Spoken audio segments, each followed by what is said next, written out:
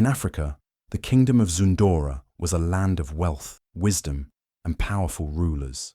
King Jaliso and Queen Adana were beloved by their people, known for their fairness and kindness.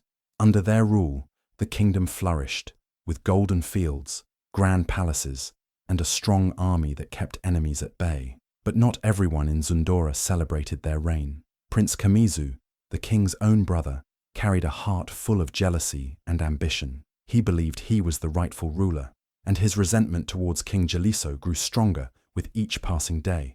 One fateful night, as a powerful storm raged across Zundora, Kamizu struck. With the help of traitorous guards, he launched a deadly attack on the royal palace. Lightning flashed across the sky as swords clashed, fires erupted, and terrified screams filled the air. The once peaceful halls of the palace were turned into a battlefield, soaked in the chaos of betrayal. Amidst the bloodshed, Queen Adana clutched her newborn daughter, Princess Nabina, to her chest. The child was just a few weeks old, her tiny hands curling around her mother's fingers, unaware of the danger around her. The queen's heart pounded. She knew if Kamizu took over, he would kill the baby, his own niece, to secure his rule. With tears streaming down her face, Queen Adana made a desperate decision. She wrapped Nabina in a soft royal cloth, whispering a mother's blessing into her ear, and handed her to a loyal servant, Elder Zimeo. "Take her. Keep her safe. No matter what happens, she must live," the queen begged. Elder Zimeo, an old man with wise eyes, nodded solemnly. He wrapped the princess in a bundle and disappeared into the stormy night, riding away on horseback. The rain washed away his tracks as he vanished into the darkness, carrying the future of Zundora in his arms. By the time Kamizu stormed into the royal chambers, Princess Nabina was gone. Furious, he searched every corner of the palace, demanding to know where the child was. But no one spoke. The baby had disappeared as if the storm had swallowed her whole. The next morning, Zundora awoke to a nightmare. King Jaliso and Queen Adana, though still alive, had lost everything. Their palace lay in ruins. Their most trusted men had turned against them. And worst of all, their daughter, their only child, was gone without a trace. The queen collapsed in grief, her cries echoing through the halls. The king, once strong and fearless, now looked broken, his eyes filled with sorrow. Little did they know, their daughter was alive. Somewhere far away, beyond the borders of Zundora, a lost princess had been hidden among commoners, growing up in a world where no one knew her true identity. And one day, fate would bring her back, but not before she endured years of struggle, hardship, and humiliation. The village of Mubani, a small and forgotten place on the outskirts of Zundora, was where Jandira had spent her entire life. She knew nothing beyond its dusty roads, small mud houses, and the endless whispers of villagers who never truly accepted her. From the moment she could walk, she was told she was an orphan, a child with no real name, no real family, and no place in the world. The only person who had ever shown her kindness was Mama Olela, an elderly woman with tired eyes and a heart full of secrets. Mama Olela had found Jandira as a baby, wrapped in nothing but a thin cloth, left abandoned by the riverbank. She had taken the child in, raised her as her own, and given her the only thing she could, a simple life. But the villagers never let Jandira forget that she was different. They whispered about her behind her back, some claiming she was cursed, others saying she was an outsider who didn't belong. As Jandira grew, she became more beautiful than any girl in Mubani. Her deep brown skin glowed under the sun, her thick curls framed her delicate face, and her eyes held an unusual depth, something mysterious, something regal. But it wasn't just her beauty that made people envious. She was intelligent, graceful, and carried herself with an air that made others feel small. While the other girls spent their days gossiping, Jandira would sit by the river, listening to Mama Olela's stories about distant lands and powerful queens. The village women despised her. The men admired her, but feared her strength. Even the children, sensing their parents' resentment, avoided her. She was alone, always alone. No matter how hard Jandira tried to fit in, they always found a way to remind her that she was nothing. If she laughed too loudly, they called her arrogant. If she spoke with intelligence, they said she was trying to act better than them. If she dressed in clean clothes, they accused her of thinking she was a princess. And so, life in Mubani became unbearable. One evening, Mama Olela sat Jandira down and held her hands tightly. Her wrinkled fingers trembled as she spoke. "My child, I have protected you for as long as I could. But this village will never love you. You were born for something greater than this small life. The time has come for you to leave." Jandira's heart pounded. "Leave? Where would I go?" Mama Olela sighed deeply, her eyes filled with both sorrow and hope. "To the royal palace of Zundora.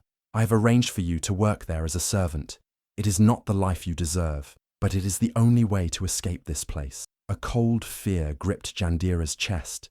She had heard stories of the palace, of its golden halls, powerful rulers, and servants who were treated like nothing more than dust beneath the nobles' feet. But what choice did she have? Stay in a village that despised her, or take a chance on a life she knew nothing about? And so, the next morning, Jandira left Mubani behind. With nothing but a small bundle of clothes and a heart full of uncertainty, she walked towards a destiny she could never have imagined. What she didn't know was that the very palace she was about to serve in was her birthright. The place where she would be mocked, humiliated, and treated as worthless was the very place she was meant to rule.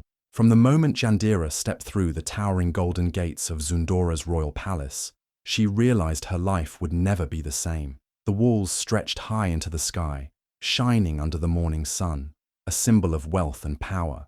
But inside, hidden beneath the beauty, was a world of cruelty. As soon as she arrived, the other servants looked her up and down with disgust. Her simple village dress, her bare feet, and her innocent eyes made her an easy target. She was just an orphan girl, someone with no status, no family, and no protection. Leading the group of servants was Kasira, the head maid, a woman with sharp eyes and an even sharper tongue. She ran the servant quarters like a queen, deciding who was worthy of respect and who deserved to be treated like dirt. And to her, Jandira was lower than dirt. "Look at her," Kasira sneered, circling Jandira like a hungry vulture. "You think you belong here? You are nothing but a filthy village rat. Do not expect kindness from anyone." The other maids laughed, their voices like knives cutting into Jandira's dignity. But she kept her head low, refusing to show them the fear in her heart. Her days were filled with endless work.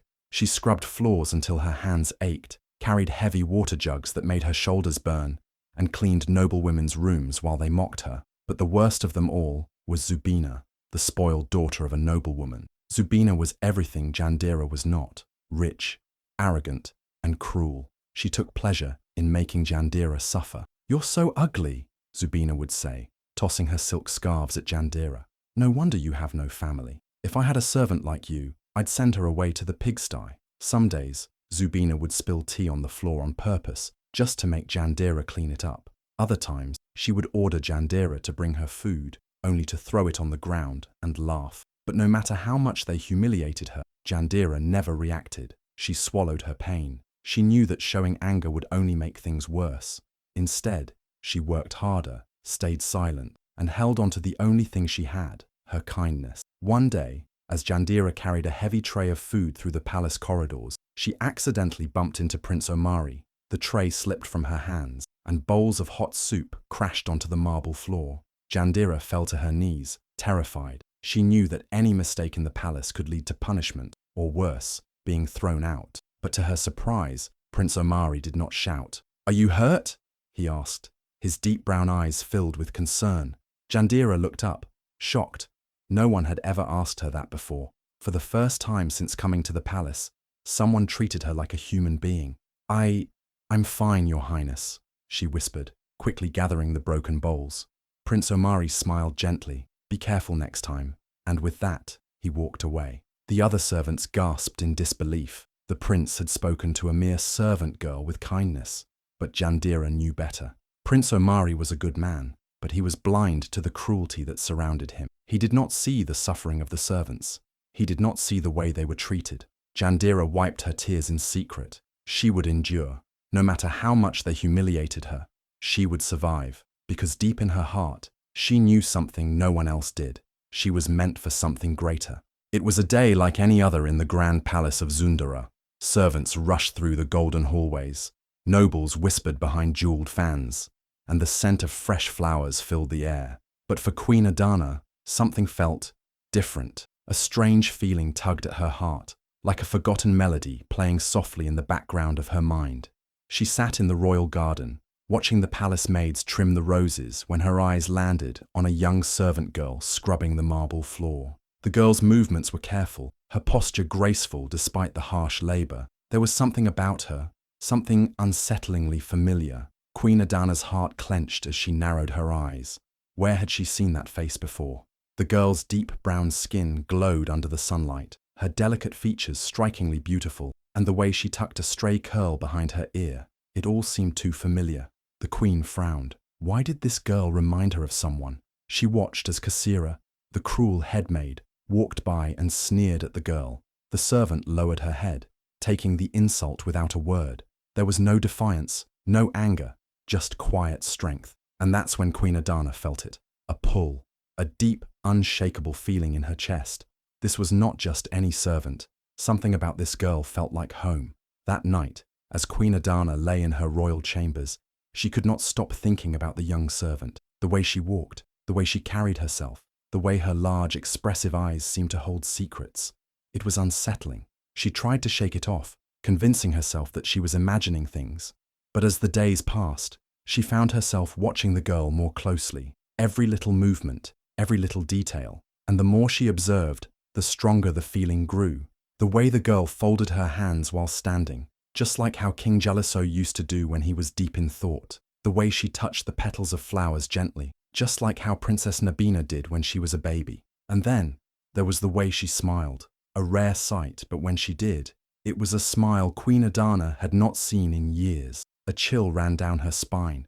It couldn't be. Her daughter was gone, stolen in the dead of night, lost forever. And yet, Queen Adana began following the servant girl in secret, her heart pounding each time she caught a glimpse of her. Why did she feel this connection? Why did this girl, this orphan, this servant, make her heart ache in a way she hadn't felt since losing her child? It made no sense. And yet, deep inside, Queen Adana knew something was not right. This girl, Jandira, was not ordinary, and she would find out why. The night was dark, with only the pale moonlight spilling through the palace windows. Jandira sat on the cold stone steps behind the servant quarters, her hands aching from a long day of work. She was exhausted, her body weak, but her mind restless. Then, she heard it, a soft, familiar voice calling her name. She turned and saw Mama Olela, the woman who had raised her, standing in the shadows.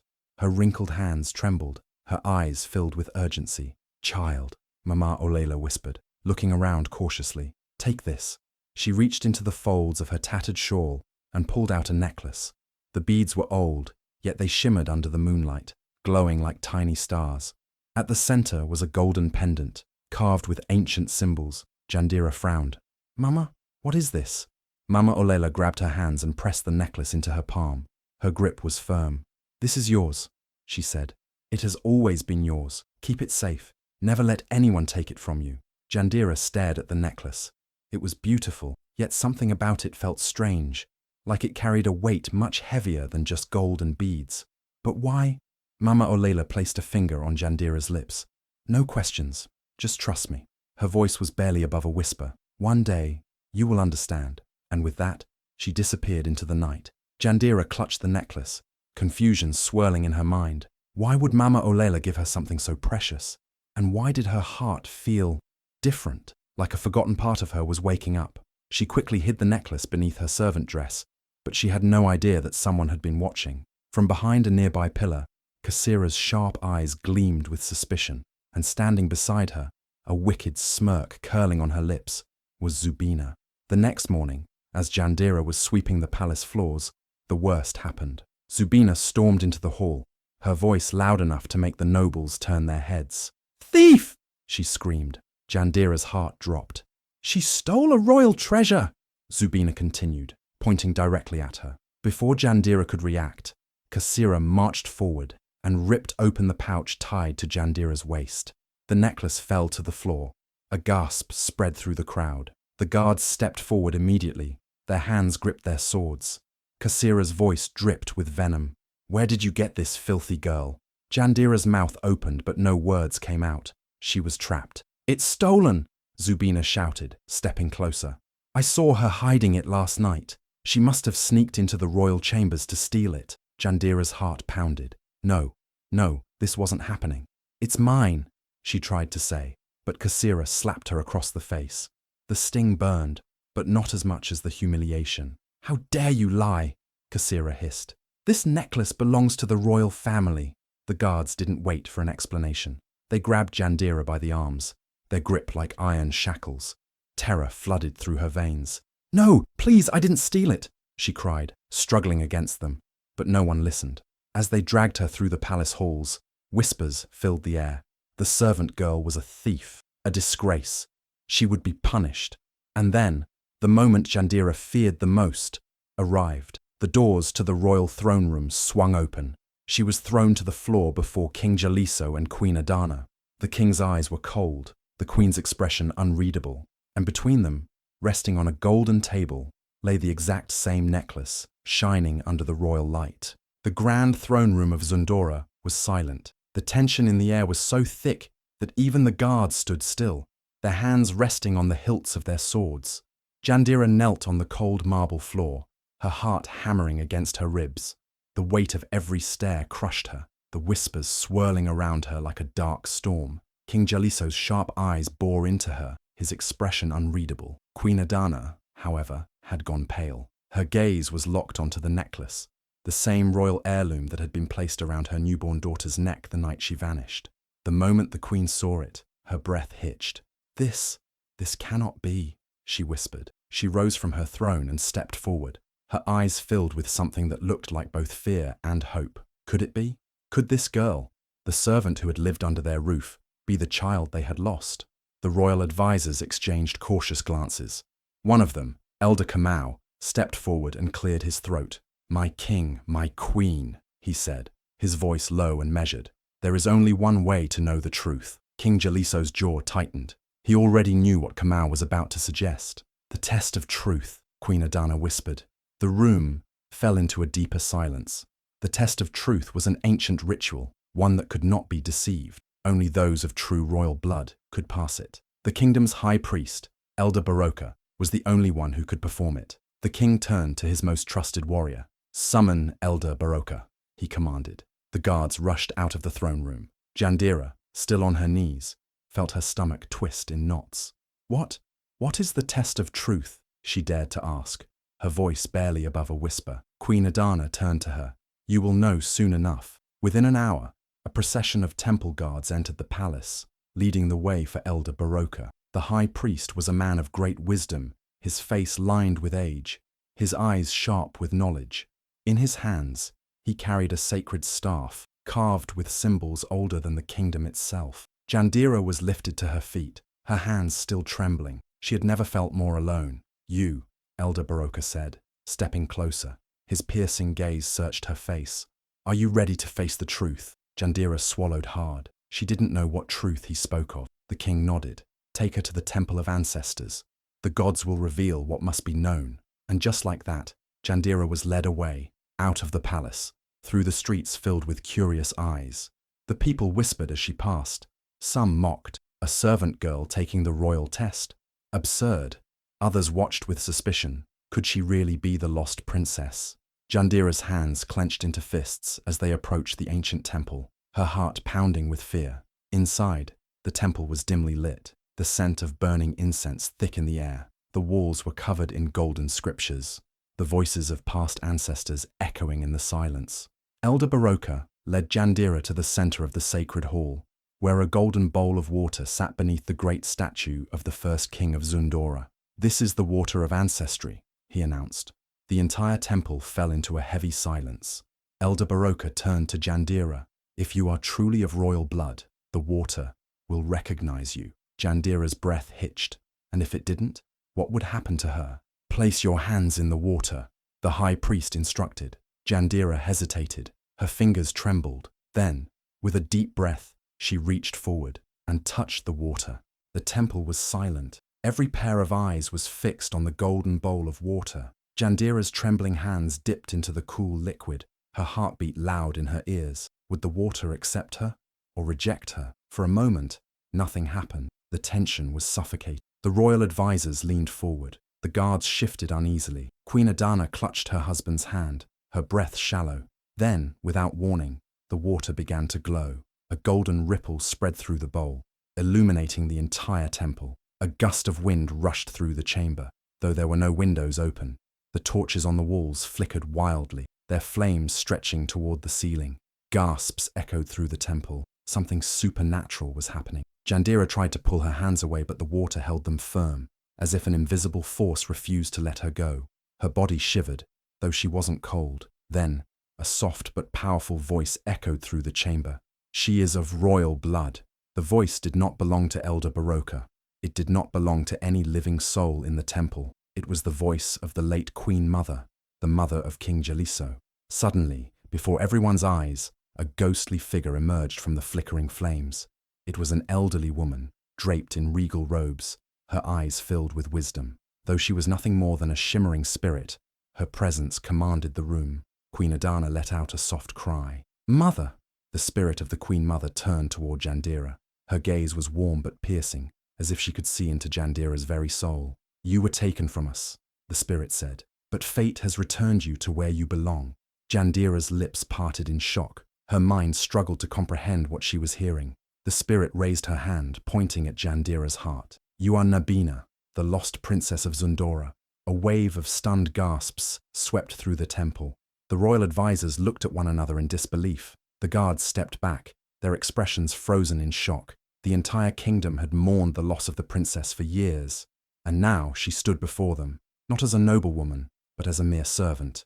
Jandira felt her legs weaken. Her entire world shifted in a single breath. She wasn't just an orphan. She wasn't just a servant. She was royalty. Across the temple, a sharp, piercing scream rang out. Kasira, the cruel headmaid, clutched her chest, her eyes rolling back. With a loud thud, she collapsed to the ground, fainting on the spot. Zubina, the noblewoman's spoiled daughter, staggered backward, her face drained of color as she let out a strangled gasp. "This cannot be," she shrieked before her knees buckled, and she too fainted in disbelief. The temple erupted into chaos. Some people fell to their knees in shock. Others murmured in awe. Queen Adana rushed forward, tears spilling down her cheeks as she took Jandira's face in her hands. "My child," she whispered, her voice breaking. "My daughter." Jandira's vision blurred with tears. For so long she had been treated as nothing, mocked, humiliated, cast aside. But now the truth was out. She was the lost princess of Zundora. The moment the truth was revealed, the palace erupted into chaos. Jandira, no, Princess Nabina, was no longer a nameless servant girl. She was the rightful heir of Zandora, the child stolen away in the dead of night, and the one responsible for her suffering was none other than Prince Kamizu. The aging prince had been watching from the shadows, his heart pounding in his chest. He had spent years believing his secret was buried forever, that the child he had stolen had perished, leaving him free to one day claim the throne. But now, the truth had shattered his carefully built lies. His blood ran cold as he saw the spirit of the late Queen Mother fade into the air. It was over. Kamizu took a step back, sweat dripping down his face. He needed to escape. If the king sentenced him to death, there would be no mercy. His only option was to run. Without a word, he spun around and bolted for the back exit of the temple. But he was too late. "Seize him!" King Jaliso's voice thundered through the temple like a storm. In an instant, the royal guards lunged forward. Kamizu barely made it 2 steps before he felt iron grips clamp down on his arms. He struggled, but it was useless. "Unhand me!" he roared, thrashing wildly. But his power was gone. His lies had been exposed. There was no escape now. King Jaliso rose from his throne, his face a mask of fury. "You stole my daughter. You betrayed your own blood. You doomed an innocent child to a life of suffering." His voice shook with rage. "And now you will answer for your crimes." Kamizu's face twisted in desperation. "Brother, please." "Silence." The king's voice was final. "You are no longer my brother. You are no longer a prince of Zundora." Gasps echoed through the hall. Stripping someone of their royal title was the greatest disgrace of all. "You will not die by the sword," the king continued. "That would be too kind. Instead, you will be exiled. You will roam the world alone, with nothing but the shame of your betrayal to keep you company." The entire court murmured in agreement. A fate worse than death. Kamizu's knees buckled. He knew this was the end. The guards dragged him out of the temple, his screams of protest echoing through the halls. But no one pitied him. No one begged for mercy.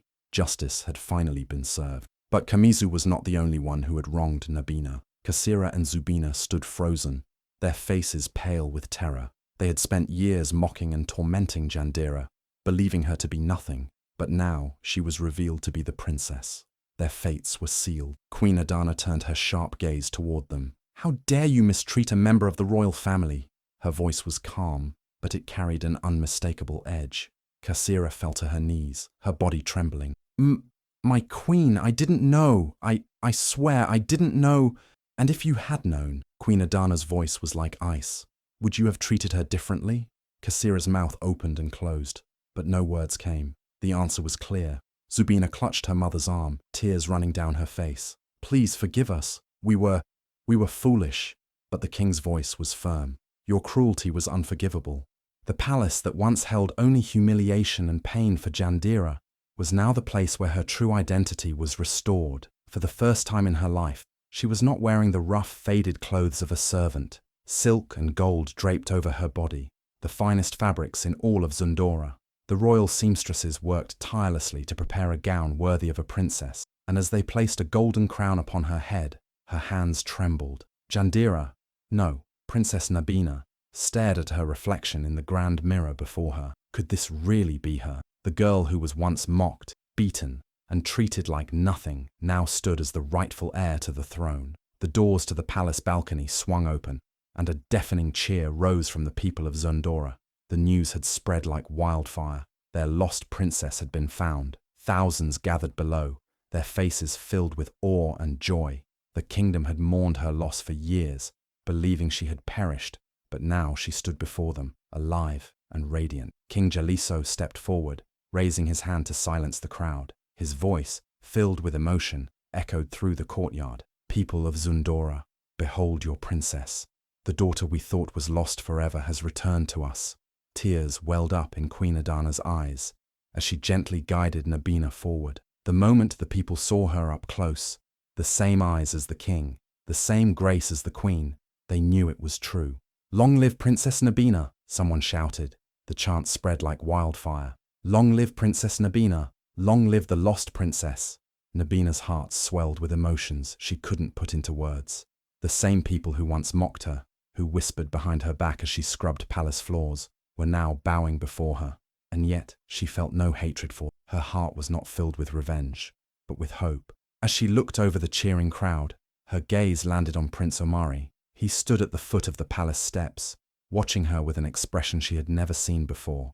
Not just admiration, but something deeper. Omari had always noticed Jandira's quiet strength, her resilience, her kindness despite the cruelty she endured. But now, knowing who she truly was, he saw her in a new light. Not just a remarkable girl, but a future queen. Nabina met his gaze, and for the first time since she had arrived at the palace, she smiled. The servant girl everyone had mocked was gone. In her place stood the future of Zundora. The day of the grand coronation arrived, and the kingdom of Zundora had never seen such a magnificent celebration. The palace was adorned with golden banners, rare flowers bloomed in every corner, and the air was filled with the sound of joyful drums and flutes. People from all across the land gathered to witness history. The lost princess was about to take her rightful place.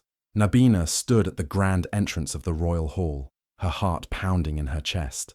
The girl who had once scrubbed these floors as a servant was now walking down them as a princess. Every step she took felt surreal, but as she looked ahead and saw her parents, the king and queen, smiling with pride, she knew this was her destiny. Dressed in a breathtaking royal gown woven with gold and sapphire threads, Nabina looked like a vision. A jeweled crown, carefully crafted for the rightful heir, was carried on a royal cushion by the high priest. The time had come. The grand hall fell silent as King Jaliso stepped forward, his voice strong and filled with emotion. "Today, we restore what was lost. Today, we welcome back the daughter of Zundora, the light of this kingdom, the princess who has returned to us by fate." The crowd erupted in cheers, but Nabina raised her hand gently, signaling for silence. "Before I take my place," she said, her voice steady and clear, "there is something I must do." She turned toward the people who had wronged her. Kasira, the cruel headmaid, and Zubina, The noblewoman's spoiled daughter stood trembling, their heads bowed in shame. The entire kingdom knew how they had mistreated her when she was just a servant. But instead of anger, Nabina spoke with grace. "I forgive you." Gasps filled the hall. Even Kasira and Zubina looked up in disbelief. "However," Nabina continued, "forgiveness does not mean there are no consequences. Justice must be served." Kasira and Zubina were stripped of their privileges and exiled from the palace. It was a lesson to all. Cruelty would never be tolerated, no matter who the victim was.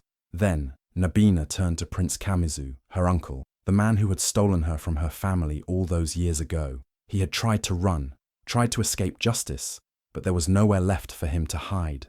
King Jaliso's voice was firm. "You betrayed your own blood, and for that, you will live in exile for the rest of your days." The guards dragged Kamizu away as the people cheered for justice. Finally, the kingdom was free from his darkness. With the past behind her, Nabina stepped forward, and the high priest lifted the crown. With steady hands, he placed it upon her head. A golden light from the palace windows bathed her in its glow, as if even the heavens were blessing this moment. "All hail, Crown Princess Nabina," the high priest declared. The grand hall shook with applause. Drums thundered in celebration, and fireworks exploded in the sky. The lost princess had returned, and she would rule with wisdom, kindness, and strength. As Nabina stood before her people, she made a vow. Never again will any child feel like they are nothing. Never again will the poor be forgotten. I will rule not as a princess above my people, but as one of them. The people roared in approval. Their future queen was not just a ruler. She was a survivor, a fighter, and a true symbol of destiny fulfilled. As the celebrations continued, Prince Omari approached Nabina. His admiration for her had turned into something deeper. "You were always a princess," he said softly, "even before you wore the crown." Nabina smiled. She knew this was just the beginning of her journey. With her kingdom behind her, her past no longer haunting her, and her future shining bright, Princess Nabina was ready to lead Zundora into a new era of peace and prosperity.